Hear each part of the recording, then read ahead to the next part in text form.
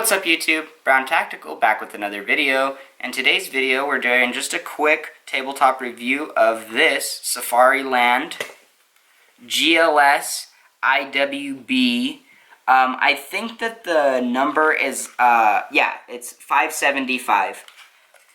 So this is a holster made for the Glock 19. It has a retention system using a little bar that your trigger connects into. You can hear it click in there, and there's this little lever right here that when you go to grab the gun normally, your fingers will depress that little lever. You can see it going in there, and will release your gun. So the benefits of this is definitely if you're going to be open carrying a firearm, you don't want somebody to be able to, see it and just yank it and grab it off. You want it to have some level of, a lock that you have to know of to depress, to get the gun out and into a fight. And I would say that this is almost crucial if you're going to be open carrying, because open carry is I don't recommend it. I personally don't really like open carrying.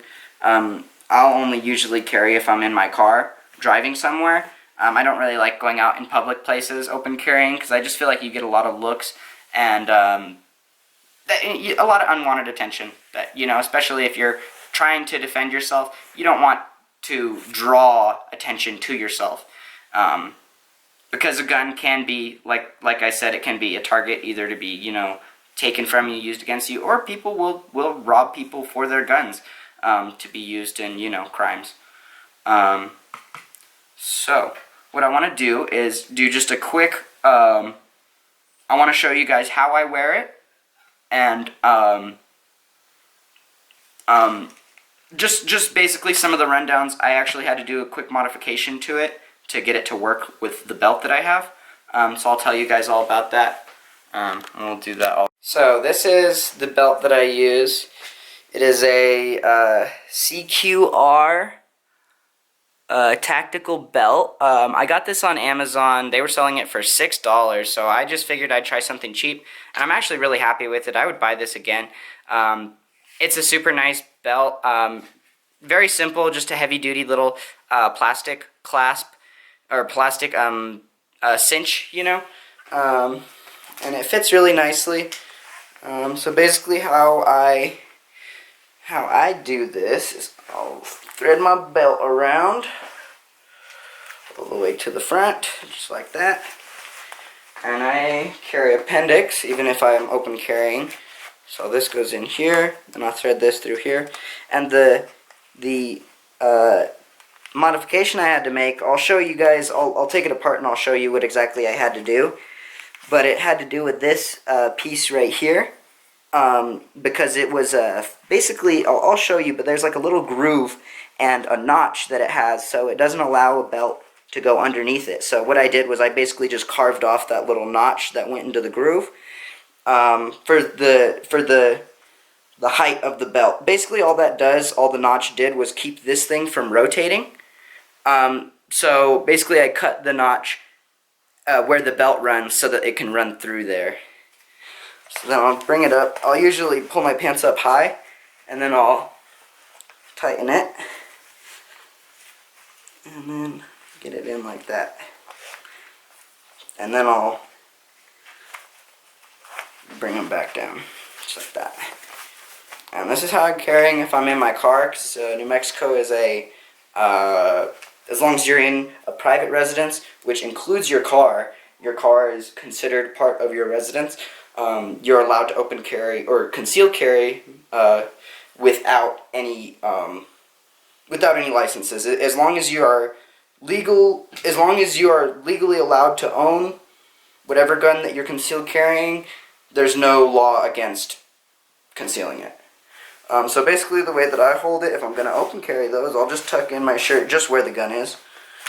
Usually I'll wear a black shirt just so that it doesn't stick out as much. But yeah, you guys can see that. It's pretty comfortable, especially if I'm, sitting in a car. It's not bad. I can crouch down, and there's no issue with that. So yeah, honestly, like I would say that this is a really good belt, or a really good belt and holster combo.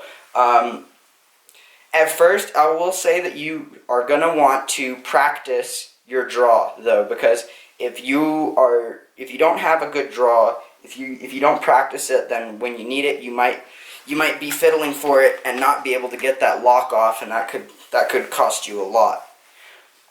But yeah, with practice, you can get a really fast draw even with the retention system. I'll do a quick demonstration. So you see how quick you can get that out. You can get it out super quick. Oh shit, hold on. Yeah. So there's really it's not much different from a normal like a Kydex holster, except for the fact that it has a retention. But if you practice, you will automatically unlock it every time. Now printing, I will say that this I would like a hook, which is a little piece that goes right here to basically push down the handle like this and rotate it a little bit, because as it is, the handle kind of sticks out a little bit right there. So I would say that, and there really isn't a place for that. So I would say if you're going to be strictly concealed carrying, you're definitely going to want to go with a more comfortable Kydex holster with a hook, and it's going to look a lot better, and it's going to ride a little bit lower. The reason this one has to ride so high is because you need to get to that lock that's underneath the trigger guard.